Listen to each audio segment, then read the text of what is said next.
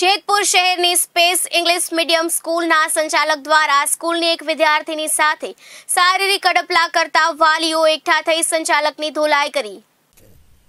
શહેરના નકલંક આશ્રમ પાસે આવેલા સ્પેસ ઇંગ્લિશ મીડિયમ સ્કૂલના સંચાલક મેનેજિંગ ડિરેક્ટર અરવિંદ હરસાદભાઈ સાવલિયા પોતાની સ્કૂલમાં ધોરણ 9ની પરીક્ષા પૂર્ણ થયા બાદ માત્ર એક જ દિવસનું વેકેશન પાડીને ધોરણ 10નો અભ્યાસક્રમ ચાલુ કરી દીધો હતો, જેમાં ધોરણ 10માં આવેલ સ્કૂલની એક વિદ્યાર્થીનીને અરવિંદે પહેલા પોતાની ઓફિસમાં બોલાવી ચોકલેટ આપીને જણાવેલ કે આપણી સ્કૂલને હવેથી ધોરણ 10નું કેન્દ્ર મળી ગયું છે, માટે હું તને પરીક્ષામાં ચોરી કરાવીશ અને સારા ટકા લેવડાવી દઈશ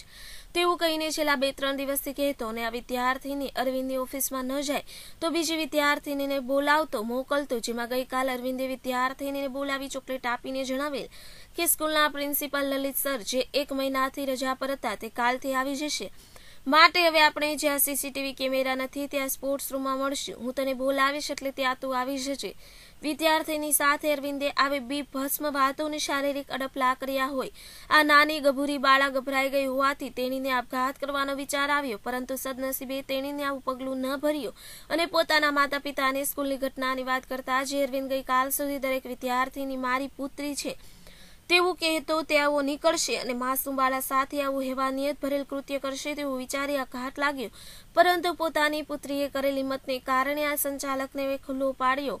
પડશે તે આશયે સ્કૂલમાં અભ્યાસ કરતી બીજી વિદ્યાર્થીઓના વાલીઓને સવારે સ્કૂલે મળવાની જાણ કરી। બધા વાલીઓ આજે સવારે સ્કૂલે એકઠા થયા, જે આ બધા બાબતની રજૂઆત કરતા તે અરવિંદ ઉશ્કેરાએ તમે બધા સ્કૂલને બદનામ કરવા ખોટા આરોપ લગાવો છો તેવું કહીને બધા વાલીઓને સ્કૂલ બહાર કાઢવા લાગ્યો। એટલી વારમાં સ્કૂલના કેમ્પસમાં જ રહેતો અરવિંદનો પરિવાર પણ ત્યાં આવી ગયો અને વાલીઓને તેઓ પણ બહાર કાઢવા લાગ્યા, જેથી સ્કૂલે આવેલ વાલીઓને અરવિંદ તેમજ તેમના પરિવાર વચ્ચે મારામારી સર્જાતા વાલીઓએ તરત જ પોલીસને ફોન કરી દીધેલ। બીજી બાજુ અરવિંદ પોતાની ઓફિસમાં પુરાઈ ગયો એટલે વાલીઓ ઓફિસ બહાર પોલીસની રાહ જોતા હતા। 1.5 કલાક બાદ પોલીસે સ્કૂલે પહોંચી અરવિંદને પકડી પાડી પોલીસ સ્ટેશને લઈ ગયેલ અને વાલીઓને પણ પોલીસ સ્ટેશને આવવાનું કહેતા તમામ વાલીઓ પોલીસ સ્ટેશને પહોંચ્યા હતા, જ્યાં બીજી 1.5 કલાક બાદ સીટીપીઆઈ વી.કે. પટેલ આવીને વિદ્યાર્થીનીની માતાની ફરિયાદ પરથી અરવિંદ સામે આઈપીસી 354A અને પોક્સો તમારી જે હકીકત હોય શું નામ આપનું અને શું આજે સ્પેસ સ્કૂલની અંદર ઘટના બની છે? મારું નામ જિગ્નેશ વલ્લભભાઈ ઠુમર છે। મારી બેબી 10th સ્ટાન્ડર્ડમાં અભ્યાસ કરે છે। એના સ્કૂલના ટ્રસ્ટી અરવિંદભાઈ સાવલિયાએ એની ઉપર છેડતી કરેલી છે। એને 4-5 દિવસ પહેલાં કહેતા આપણા સ્કૂલમાં બોર્ડનું એક કેન્દ્ર મળેલું છે, તારે કોઈને કહેવાનું નહીં કે હું તને માથે રહીને પેપર લખાવડાવીશ, એટલે તારે એ કે કોઈને તારા ફ્રેન્ડને જાણ કરવાની નથી, તારે જેવો કાંઈ પણ તારા ક્લાસમાં બનતું હોય મને ઓફિસમાં જાણ કરવાની, એ કરીને એને બોલાવડાવી કે હું તને માથે રહીને ચોરી કરાવડાવીશ એવી લાલચ દીધી એને, અને પછી બે દિવસ એવી રીતે બોલાવડાવી, પછી 3જા દિવસે પાછી બોલાવડાવી, મારી બેબી અંદર ન આવતી તો બીજી છોકરીને બોલાવવા મોકલતા કે ઓલે મોકલાવો અહીંયા એમ કરી, અને પછી એને કીધું કે પછી એની સાથે હાથ ચાલાકી કરવાનું ચાલુ કર્યું, એટલે છોકરી પછી ગભરાઈ ગઈ હતી, કાંઈ નહોતી કરી, પછી 1 દિવસ વધારે કરવા પ્રમાણે એને એની પર કર્યું ઓલું, એટલે પછી ઘરે આવીને રડવા માંડીને બોલતી નહોતી ને કંઈ કહેતી નહોતી, અને સાહેબ એને ચોકલેટો આપતા રોજી કે રોજ ચોકલેટો આપતા કે સ્કૂલના પ્રિન્સિપાલ આપતા હોય એને એવી રીતના એને ચોકલેટ બોલાવતા લલચ આપતા એવી કે હું તને ચોરી કરાવડાવીશ ને, અને પછી એને એની સાથે ઓલું નાખ્યું ને પછી કે રવિવારે કે તારા કે એક્સ્ટ્રા ક્લાસમાં તારે મળવા હોય હું તારી ઘરે ફોન કરી દઈશ કે તારા વાલીની કોઈ ના નહીં પાડે કે આપણે મળશું એ કે તું સવારે કે એવું હોય તો વાનમાં ન આવતી સવારે સ્કૂટર લઈને થોડી વહેલી આવતી ટૂર લઈને આપણે મળવાનો ટાઈમ મળે કાલ કે અત્યારે અહીંયા સ્કૂલના પ્રિન્સિપાલ લલિત સર છે એ 1 મહિનાની લીવ ઉપર હતા, એ આજે જ હાજર થયા છે, એટલે કે એ કાલથી આવી જશે, એટલે પછી આપણે 2 દિવસ પછી આવી જશે એટલે આપણે મળી નહીં શકીએ કે, એટલે તારે કે સવારમાં વહેલી આવતી જતું હોય કે અને સ્પોર્ટ્સ રૂમમાં કેમેરા નથી એટલે ત્યાં કે આપણે એવું હોય તો સ્પોર્ટ્સ રૂમમાં મળશું કે। શું નામ તમારું? અને નામ રૂપલ મનીષભાઈ ઠુમર છે। મારી ભત્રીજી અહીંયા 10th સ્ટાન્ડર્ડમાં સ્પેસ સ્કૂલમાં અભ્યાસ કરે છે, અને એમાં બન્યું છે એવું કે મારી ભત્રીજીને એના જ ટ્રસ્ટીએ અરવિંદભાઈ સાવલિયા કે જેની ઉપર અમને ભરોસો હતો કે એ એક આ સ્કૂલની બધી બેબીઓના બાપ તરીકે વર્તે છે, પણ એને તો બાપને લજાવે અથવા તો એમ કહો કે સમાજને કલંકિત કરનાર માણસ કે અરવિંદભાઈ સાવલિયાએ મારી બેબી સાથે એવું કૃત્ય કર્યું છે કે અમે કોઈ દિવસ સપનામાં વિચારી ન શકીએ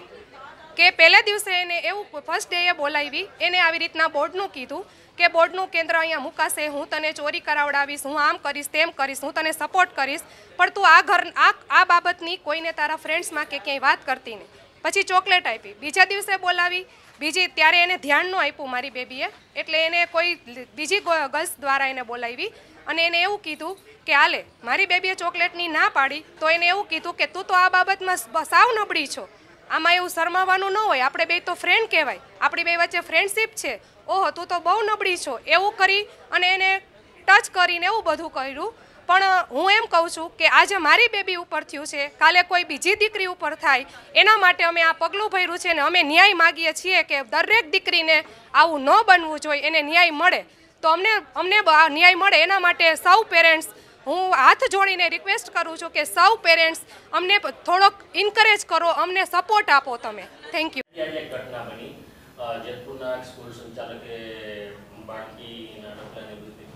જે સ્કૂલ સંચાલક છે સાહેબ, એ કેવી રીતના બાળકીને અડપલા કરતો હતો, શું કરતો હતો, એમના વિશે કહેશો. અને આ જે સ્કૂલ સંચાલક છે એમની ઉપર પોલીસ દ્વારા શું કાર્યવાહી કરવામાં? આજ રોજ ફરિયાદી બેને તેની સગીર દીકરીની સાથે સ્કૂલ સંચાલકે ચોકલેટ આપી, શારીરિક અડપલા કરી, કૃત્ય કરેલ, જે બાબતે જેતપુર પોલીસ સ્ટેશનમાં ફરિયાદ દાખલ કરવામાં આવેલ છે. આઈપીસી કલમ 354A, પોસ્કો એક્ટ કલમ 7, 8, 11, 12 મુજબ ગુનો રજીસ્ટર કરેલ છે અને હાલ તમામ પોલીસ કાર્યવાહી ચાલુ છે. સાહેબ, જે બાળકી છે, પીડિત બાળકી છે, અને સ્કૂલ સંચાલક કઈ જગ્યાએ કેવી બોલાવતો, ત્યાં એમની પાસે શું કે એમની જે જગ્યાએ બોલાવતો એમની વ્યવસ્થા શું હતી, અને ત્યાં બોલાવીને શું એમને બાળકીને શું કરવા બોલાવતો, એમની વિશે કંઈ આપની જાણકારી ખરી? પ્રાથમિક પૂછપરછમાં એવું જાણવા મળેલ છે કે બાળકીને તે સ્કૂલમાં આવેલ ઓફિસમાં બોલાવતો અને ત્યાં ચોકલેટ આપતો અને શારીરિક અડપલા. એક્ટ હેઠળ ફરિયાદ નોંધાવી હતી. નિલેશ મારુ, KTV ન્યૂઝ ગુજરાતી, જેતપુર.